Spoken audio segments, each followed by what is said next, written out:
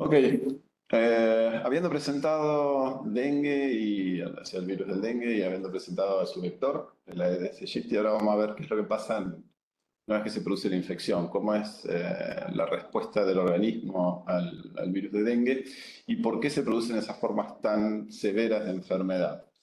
Desde ya les voy diciendo que el culpable es el sistema inmune y la idea es ver de qué manera es que esto ocurre. Bueno, habíamos dicho entonces, dengue es una enfermedad viral transmitida por mosquitos, Aedes aegypti y Albopictus. Existen 4 serotipos de dengue virus 1 a 4. Cualquiera de los 4 puede causar todas las variedades de infecciones, de manifestaciones clínicas que la infección puede llegar a producir. Sin embargo, vamos a ver que no todos tienen por ahí la misma capacidad de generar altas viremias y por lo tanto la severidad de los casos varía, ¿no? También vamos a ver que hay diferencias con respecto a la genómica de estos virus y que hay algunos genotipos que son un poquito más agresivos que otros. Y una de las cosas que hemos visto también últimamente es que está descrito un dengue virus 5, un quinto serotipo, que es, hace 15 años más o menos se propuso esta discusión a partir de virus aislados en el sudeste asiático, creo. Otro de Asia también. Sí, bien. Eh, Caldo de cultivo. Es el caldo de cultivo del dengue, el Asia. sí. Esto más o menos también para resumir qué era lo que había pasado con los distintos continentes y la afectación por dengue y claramente se puede ver lo que Romina les contaba, ¿no? De la epidemia que va en crecimiento desde la Segunda Guerra Mundial hasta la actualidad y cómo ha tenido un impacto mayor en lo que es Asia y América. ¿Mm? Y desde ya les vamos comentando que el comportamiento de la enfermedad es diferente en el sudeste asiático que aquí en América, es ligeramente diferente. Bueno, ¿cómo se manifiesta esta enfermedad? Esto seguramente muchos de ustedes lo habrán visto en la televisión o se los habrán comentado. La gran mayoría de las infecciones son asintomáticas, que ocurren en niños. O sea, la gran mayoría de estas infecciones ocurren en niños en edad escolar y hasta la secundaria, casi sin síntomas. Algunas personas sufren lo que se conoce como la fiebre de dengue, caracterizada por la presencia de fiebre, dolor retrocular, dolores articulares eventualmente. Y después pueden existir formas más severas de enfermedad donde aparecen signos de alarma, la forma que se clasifica ahora las enfermedades en base a esos signos de alarma, que toman la forma de fiebre hemorrágica por dengue, en la cual lo que predomina es la pérdida de líquidos por un aumento de la permeabilidad vascular y la presencia de hemorragia por una alteración en la coagulación. Esto puede llevar finalmente al síndrome de shock por dengue. Aquellos pacientes que están lo suficientemente graves entran en shock y es lo que produce la muerte. Se calcula que hay alrededor de unas 20.000 muertes por año en todo el mundo debido a dengue. Es decir, es una enfermedad que produce una gran cantidad de infecciones, produce una gran pérdida económica debido al tiempo de trabajo que resta a las personas que sufren la enfermedad y además puede producir esta forma severa de enfermedad que pone en riesgo a los pacientes. Y lo que se está estudiando ahora es, bueno, ¿qué es lo que pasa después del dengue? Porque hay muchas personas que quedan con complicación al dengue, igual que estamos viendo en otras enfermedades infecciosas como el Zika y chikungunya, y como estamos viendo hoy en día en COVID, con lo que es el COVID largo. Por lo tanto, estas son enfermedades que tienen un impacto severo, importante, costoso para las sociedades. Actualmente, desde el 2009, la Organización Mundial de la Salud clasifica al dengue en dengue sin signos de alarma, que serían las formas asintomáticas o la fiebre con dengue, o lo que es con signos de alarma, ya cuando uno pasa de la fiebre con dengue a las fiebres hemorrágicas y el dengue severo sería lo más cercano a lo del síndrome de shock con dengue de la clasificación anterior. Por lo tanto, lo que uno tiene que estar atento es a la presencia de esos signos de alarma, que más que nada tienen que ver con la presencia de hemorragia, vómitos y otros signos clínicos que vamos a hablar el día de mañana. Bien, una de las cuestiones fisiopatológicas más importantes con respecto a la presencia de estas formas severas de dengue tienen que ver con que al tener 4 serotipos diferentes de dengue, es posible contagiarse en forma sucesiva en la enfermedad. Entonces uno puede tener una prima infección con un serotipo y después una enfermedad secundaria asociada a otro serotipo. ¿Puede uno volverse a infectarse con el mismo serotipo? Sí, en general es posible que se vuelva a infectar. La inmunidad que se genera en una prima infección no es del todo, no es protectiva para el total de la población que sufre la enfermedad y hay posibilidades de volver a infectarse. En ese caso, si es del mismo serotipo de virus, uno queda con una inmunidad prolongada y ya no sufre más infecciones debido a ese serotipo. Ahora, el problema es cuando las enfermedades secundarias se deben a otros serotipos. Y hay una serie de mecanismos que explican cómo es que estas formas secundarias son la principal fuente de las formas severas de dengue. Una de las teorías principales que está detrás de esto tiene un nombre muy interesante en inmunología, que es el pecado original del antígeno, que es medio, no suena medio rimbombante, pero básicamente significa que el sistema inmune, al enfrentarse a un antígeno por la primera vez, la segunda vez que lo vuelve a ver, depende de la memoria inmunológica, esa respuesta. Y esa respuesta es muy intensa frente a ese antígeno. Como los serotipos tienen diversidad en sus antígenos, no son exactamente iguales, son más o menos 80%, 85% iguales. Nuestros anticuerpos no sirven del todo. Y hay algunas personas en las cuales esos anticuerpos no solo no sirven, por lo cual una de las formas secundarias va a tener la enfermedad, sino que a veces ayudan al virus. Y lo hacen mucho más riesgosa esta segunda infección. Y eso es una de las cosas que vamos a hablar. La enfermedad tiene más o menos, como Romina les había descrito, esta distribución en el tiempo, ¿no? La enfermedad aguda tarda más o menos una semana. Fíjense que la viremia termina más o menos para el 5.º día y que las formas, los anticuerpos empiezan a aparecer en ese momento. Las formas severas de dengue no ocurren durante la viremia. Ocurren del 5.º o 6.º día más para adelante. Es más, la mayoría de los pacientes antes de las formas severas mejoran mucho.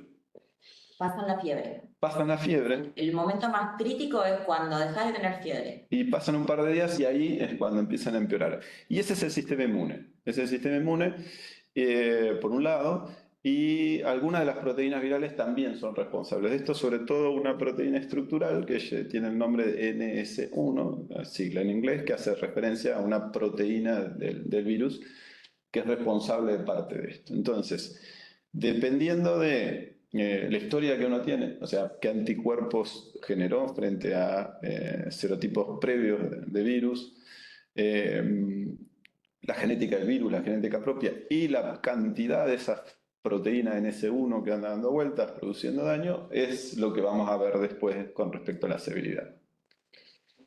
Bien, esto Romy lo explicó yo. Hay algunas cuestiones que hay interesantes.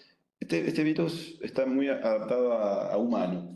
Y lo que hay dudas es, bueno, ¿cuáles son los ciclos selváticos que tienen? Se supone que son monos en selva, o por lo menos eso tengo entendido. Yo eso no lo llegué a leer. Lo que sí se hablaba y se mencionaba era que podían llegar encontrar algunos huéspedes animales, pero no estaba muy bien claro quién. Sí, eso es sumamente interesante con respecto a esta enfermedad, porque en otras nosotros vemos que uno puede identificar un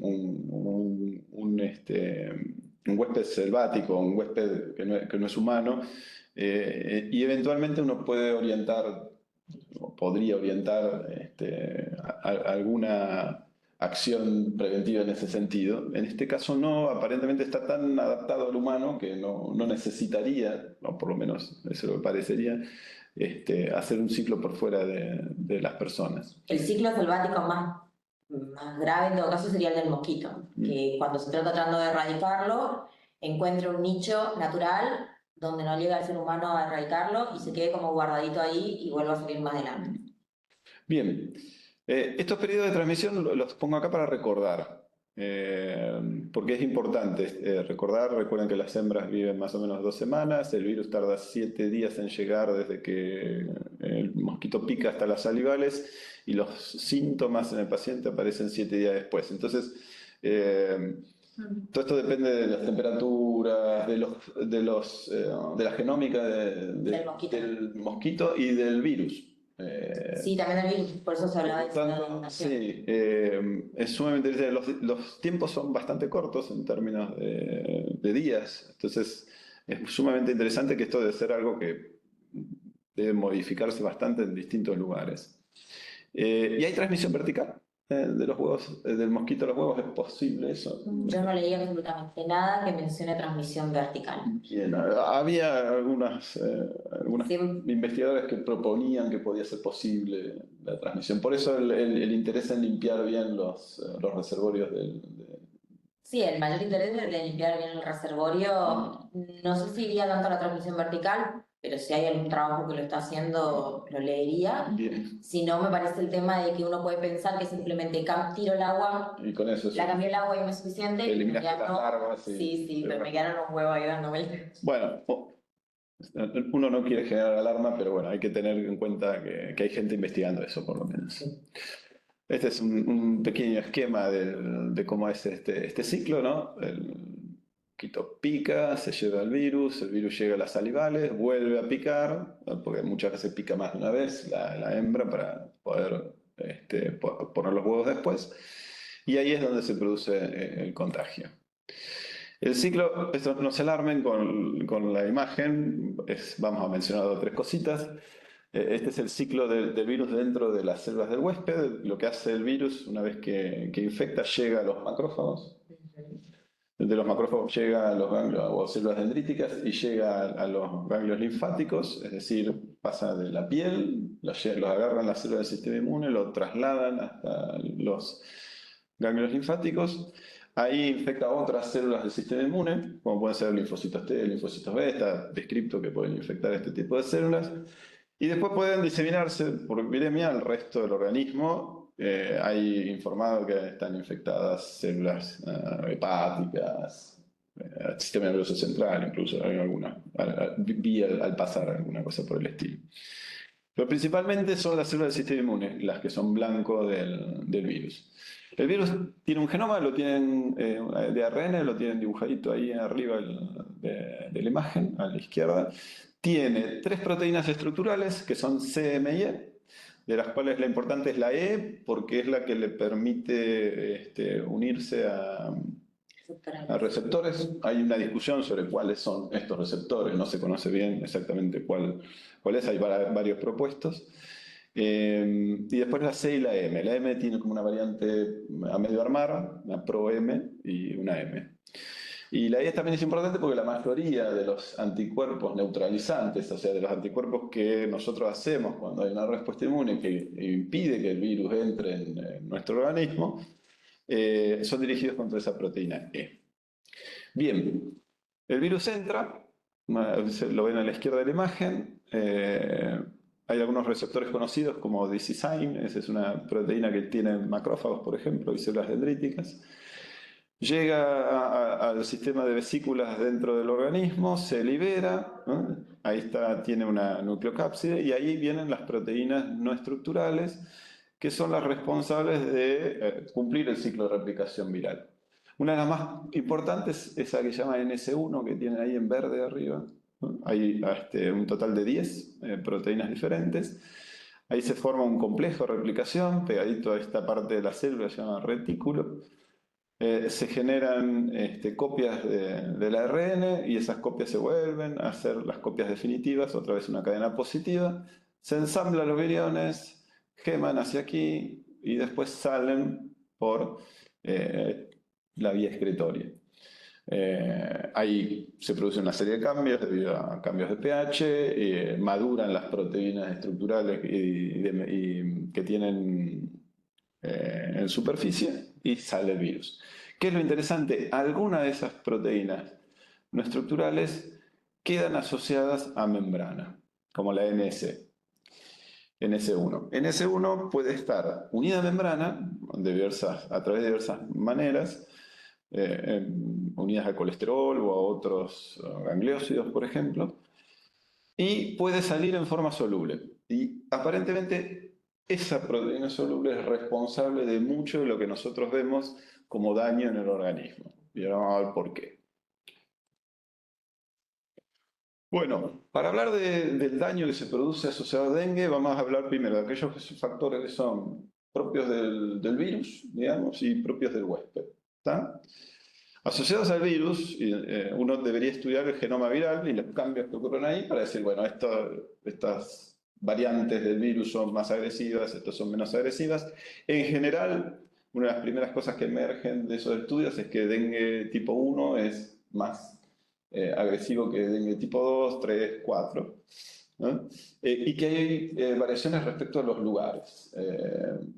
No es lo mismo el dengue tipo 1 y tipo 2 que uno ve en el sudeste asiático que ve aquí en América, y el ingreso de esas variantes asiáticas, como hacía en la década del 80 y 90, por ejemplo, en Centroamérica, en Puerto Rico, Cuba, ha producido las formas severas de dengue hemorrágico, sobre todo en niños, mucho más importantes.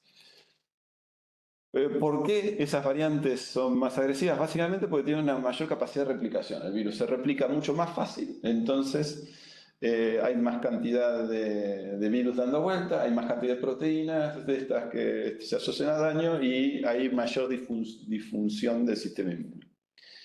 El genoma viral, además, en los ARN, esos que usan, esos pedacitos de información que usan para hacer todas esas proteínas que estamos hablando, pueden degradarse en secuencias más pequeñas, o secuencias subgenómicas, que se llaman. Esas secuencias subgenómicas sabemos que interfieren con el sistema inmune. ¿Qué es lo que hacen? Hacen que los sensores que tienen las células del sistema inmune, que son las que están siendo infectadas, no detecten la presencia del virus en su interior. Nuestras células tienen detectores de virus. Es como si fueran las alarmas que tienen los autos, ¿no? Entonces, si uno le rompe una ventana o trata de barretear una puerta, suena la alarma dentro del auto. Si uno ingresa genoma de un virus dentro de una célula, suena una alarma, y esa alarma suena con la producción de interferones.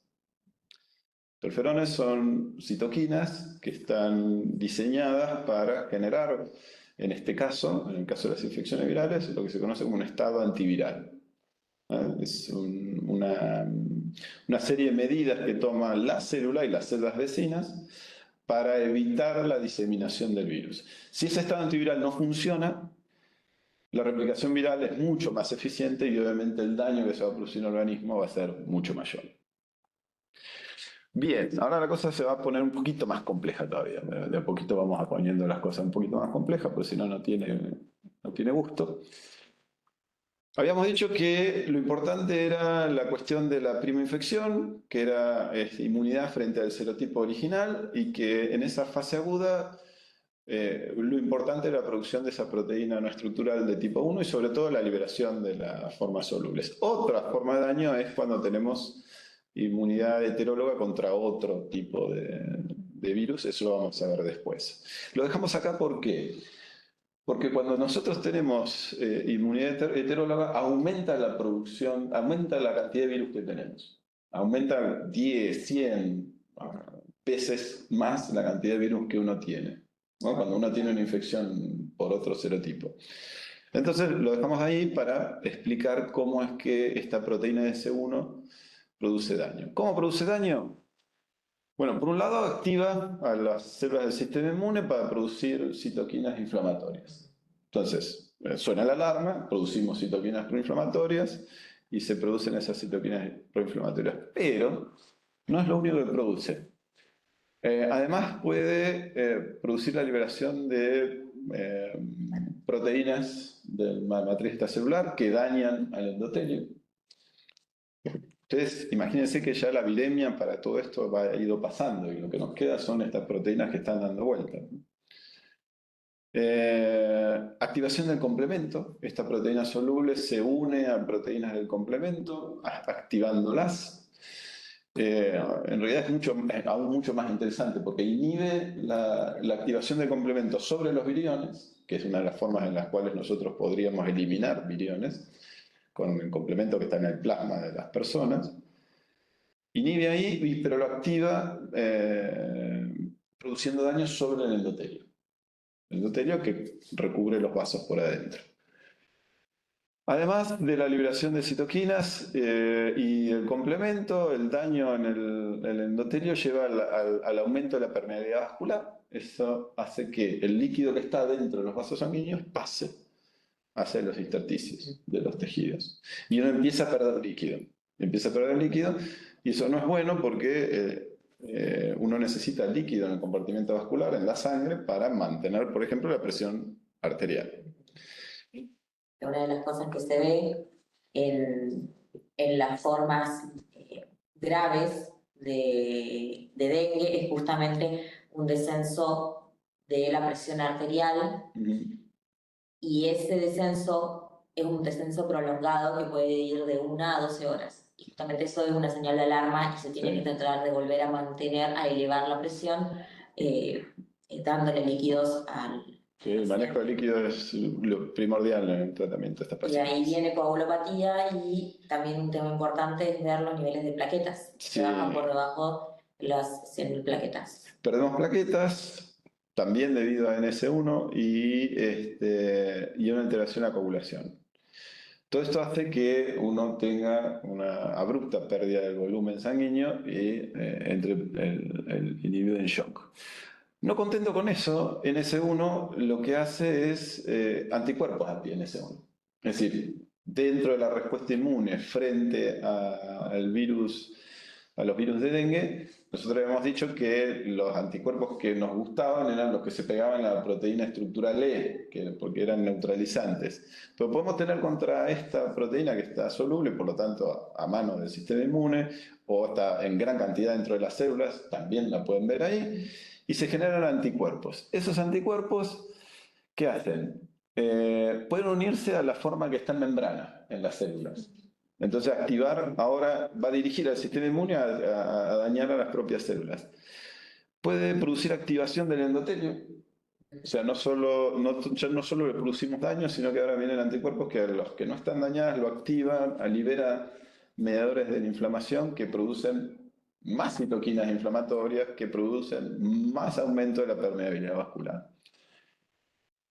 Se produce daño hepático. Los pacientes pueden tener elevación de las enzimas hepáticas en distinto grado. Algunos no está tan relacionado con el dengue severo o con la muerte asociada a dengue, pero uno lo puede ver. Y eso se produce principalmente el daño por el daño a las células del sistema inmune que están en el hígado y también por el daño a los hepatocitos en menor grado. ¿Por qué además se produce daño? Porque estos anticuerpos anti-NS1 pueden cruzar primero con otros virus, lo cual podremos discutir después si eso es bueno o malo, pero además pueden cruzar con antígenos propios. Antígenos que están, por ejemplo, en las plaquetas. Entonces, parte de la pérdida de plaquetas se podría explicar porque hay anticuerpos que se pegan a ellas y son eliminadas. ¿Qué sería una reacción cruzada? Sí, es un mimetismo molecular con plasminógeno y otros antígenos que están en plaquetas. No termina ahí la cosa. Hay otras formas en las cuales podemos producir daño. Eso era el daño que provoca la NS1. La NS1. Una única proteinita del virus. Una pequeña proteína, pero además es muy pequeña, que hacen unos dímeros que están ahí en membrana o soluble. Ella sola es capaz de hacer todo ese merengue. Es por eso que se la considera una toxina del dengue. Exacto. Muchos los empiezan a describir como una toxina. Bien. ¿Se acuerdan que al principio habíamos dicho que el problema era volver a infectarse con otros serotipos de dengue diferentes del primero? Bueno, eso genera esta enfermedad que es una exacerbación debido a la presencia de anticuerpos que favorecen el ingreso del virus a las células. Ya los virus no son neutralizantes, tienen poca capacidad de neutralizar eso, sino que además lo ayudan a entrar. Claro, Los anticuerpos. los anticuerpos. Los anticuerpos. Si ustedes recuerdan la imagen anterior, por ahí podemos ir un poquito para atrás y verla. Aquí en el medio, en la parte superior y en la parte media de la imagen, vemos cómo tenemos un virus al cual se unen anticuerpos. Eso genera un complejo inmune y las células del sistema inmune tienen receptores para inmunoglobulinas, porque quieren saber dónde se pegan las inmunoglobulinas. Es relevante, ese dato es relevante para el sistema inmune. Entonces, donde las inmunoglobulinas se pegaron, es mejor ver a dónde se pegaron. Eventualmente me puedo comer eso y destruirlo. ¿Qué es lo que pasa acá? Bueno, lo puedo ver, me lo puedo comer, pero no lo voy a destruir. ¿Qué es lo que sucede? Favorece el ingreso del virus a las células del sistema inmune, en una escala que es mucho mayor que en la prima infección. Porque antes, o sea, la proteína E, que está en la estructura del virus, actúa por un lado como una llave para ingresar al virus. Si ahora Le pegamos un anticuerpo. además lo ayudamos con algo que favorece que llegue el virus más rápido a la célula a la que va a invadir, no ingresa uno, sino ingresan 10 O 100. o 100. Bien, eso es lo que se conoce como la forma extrínseca de esta facilitación de la infección. Y hay cuestiones intrínsecas que ocurren dentro de la célula, que es una vez que el virus ingresa a través de estos receptores de inmunoglobulinas, no pasa lo mismo que si se ingresara a través de su receptor, el DC-Sign o alguno de los otros que son propuestos. ¿Qué es lo que se ve? Que cuando ocurre esto se produce primero una caída de interferona de tipo 1, entonces eso favorece aún más la replicación viral, y aumentan citoquinas que son antiinflamatorias. Eso suena al principio medio contradictorio, porque le estamos diciendo que el dengue es hemorrágico, eso es por citoquinas inflamatorias que producen. Bueno, esto es como un doble golpe, ¿no? Uno pega, como si estuviéramos hablando de boxeo, le pega al hígado y le pega al rostro al mismo tiempo. Entonces, el sistema inmune se inhibe lo que es la respuesta inmune adaptativa y se favorece una respuesta inflamatoria. Sí, el hecho de que se bajen los niveles de interferón hace que no haya respuesta viral. Antiviral no hay una Antiviral. respuesta, sí. Y el aumento de interleuquina 10, Lo que vamos a ver es que afecta a los linfocitos T. Bien. ¿Qué pasa con esos linfocitos T? Por un lado, debido a ese fenómeno, aumenta la expresión de interleuquina 10 y se modifica el perfil de los linfocitos. Los linfocitos podemos decir que vienen como en distintos colores, como los autos. Hay rojo, gris, no hay muchos colores de auto en realidad, pero bueno, supónganse. Algunos sirven para una cosa, o sea, algunos serán taxi, otros serán remis y otros serán para que los use el público en general. Entonces elegimos los colores según eso, ¿no? Los remises son todos blancos, los taxis son blanco y verde, y el resto de la gente puede usar otros colores. Cada uno sirve para una cosa. En el caso del sistema inmune, cada uno de estos linfocitos sirve para pelear contra un tipo específico de microorganismo. Si yo quiero hacer una defensa frente a virus, tengo que tener el color adecuado de auto. En este caso tengo que tener el perfil adecuado del linfocito T, que son los TH1, que son los que están relacionados con, bueno, activar macrófagos, generar los anticuerpos neutralizantes, favorecer la actividad de células NK, que matan a las células que están infectadas, etc. ¿Qué sería la bioclásicas? Sí. episodio 8. Y lo que ocurre cuando hay el ingreso del virus mediado por anticuerpos es que se corre para un perfil de tipo TH2. Que en realidad eso está pensado para otra cosa. Está pensado para remis, no para llevar a la familia. Está pensado para eliminar el mintos, para eliminar parásitos, ¿no? Cosas grandes. Sí. Bien, entonces, y además tiene el inconveniente que inhibe la respuesta antivirales. O sea, hay una respuesta inflamatoria, hay una respuesta inmune, pero no es la que nosotros No es la adecuada. necesitamos. Exacto. Además se secretan una serie de mediadores que todavía no están del todo esclarecidos qué es lo que hacen, que exacerban aún más la producción de citoquinas proinflamatorias como estas que tienen acá, interleuquina 1, TNF-alfa, todas estas le pegan al endotelio y producen aún más pérdida de líquido. Bueno, ¿cuál va a ser la consecuencia de todo esto? Para ir terminando, lo que vamos a tener es un daño muy severo a la red capilar, aumenta la permeabilidad capilar, sale el líquido, se produce el shock, hay debilidad capilar, los pacientes tienen equimosis, tienen como si fueran lastimaduras sobre la piel, como si los vasitos se rompieran fácilmente. Sí, se genera daño entre las, Petequias, exacto. sí, se genera daño entre las uniones oclusivas entre las células. Bien, vamos a tener falla de la coagulación, eso va a producir hemorragias, y vamos a tener trombocitopenia, lo cual produce aún más hemorragias. Todo esto en conjuntos llevan las formas graves de dengue y eventualmente a la muerte del paciente. Y esa es la historia. Lo que vamos a hablar el día de mañana es, bueno, ¿qué es lo que pasa en la clínica? Vamos a tener la suerte de contar con un infectólogo dentro del panel. ¿Y qué es lo que pasa con las vacunas? Es decir, si yo tengo anticuerpos que están ayudando al virus A ingresar a la célula. a ingresar a la célula y a hacer cosas más severas, ¿cómo tengo que armar yo mis vacunas? Sí, Porque corro el riesgo de estar ayudando al virus. claro. Entonces, y además tengo 4 serotipos diferentes de dengue contra los cuales tendría que hacer inmunidad a todos al mismo tiempo, porque no puedo inmunizar contra uno y dejar los otros sin inmunizar. Pero sería Como polivalente. Así que bueno, desarrollar vacunas de dengue no ha sido fácil, No. ha sido nada fácil por todas estas consideraciones que acabamos de hacer. Aún así hay... Volver a la cámara. Sí. Para porque estamos hablando sobre la diapositiva de zinc. Aún así, hay 2 vacunas que están aprobadas Sí. y hay muchas más que están en desarrollo, pero ya llevamos como 40 años de desarrollo de estas vacunas. Sí, Sí. que algunas han visto un desarrollo bastante rápido. Lo vamos a ver mañana los tiempos como que no desarrollo las vacunas, pero algunas arrancaron hace no mucho tiempo, 10 años, y son de algunas que están aprobadas. Pero son lo mejor que tenemos en este momento, y eso lo vamos a ver mañana, qué características tienen. Y bueno, espero que les haya quedado claro. Si tienen alguna duda, aprovechen ahora a preguntar, porque podemos volver sobre la diapositiva para aclarar algunos de los mecanismos, chicos.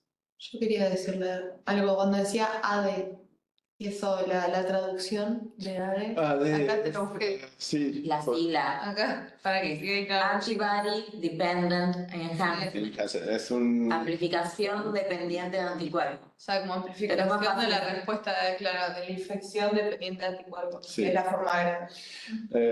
Eso fue descrito en otros virus previamente. Sí. Hay muchos virus en los cuales pasa esto. Es parte de este fenómeno que hemos mencionado al principio del pecado Original. Del antigénico original. Que es que el sistema se queda fijo como en un antígeno dominante. Entonces después cuando aparecen estas otras variantes, Como la que no se respuesta vuelve a acomodar. no es Como óptima. que queda con un resentimiento. Claro, se queda Se queda como... reconociendo eso y como que no vuelve a hacer un cambio No. o sea, no vuelve a reaccionar contra el anticuerpo nuevo, contra el antígeno nuevo. Se queda siguiendo en ese pecado original, por eso Sí. se le dice pecado original. Sí, sí. Y el ADE es un mecanismo que también ha sido asociado o está siendo asociado al COVID. Se ha estudiado mucho, ha habido un impulso muy grande últimamente en su estudio en relación al COVID. O sea que es uno de los mecanismos que explicaría las formas graves de COVID también. Cierta similitud igual mantienen los antígenos y los distintos serotipos entre sí. Sí, Para que tenés, para que el anticuerpo de alguna forma sí, haga reacción. 80-85% de homología tenés. Sí, porque no hay mucha diferencia. Hay una homología muy grande en la proteína E.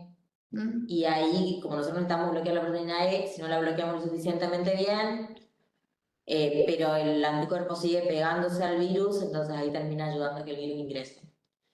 Y les gusta sobre todo los macrófagos al virus.